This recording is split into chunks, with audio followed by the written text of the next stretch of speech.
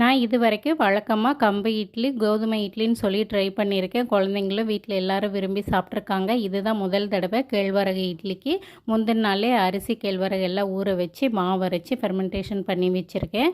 வழக்கமா முதல் மாவு இட்லிக்கு தான் சொல்லிட்டு ஒரு பக்கம் தண்ணியை வச்சுட்டு, இன்னொரு பக்கம் வந்து பார்த்திங்கன்னா இட்லிக்கு தேவையான மாவையும் ஊற்றி வச்சுட்டேன். எப்படி வருதோ அப்படின்ற க்யூரியாசிட்டி ஃபஸ்ட் டைம் செய்யும்போதே இருக்குது.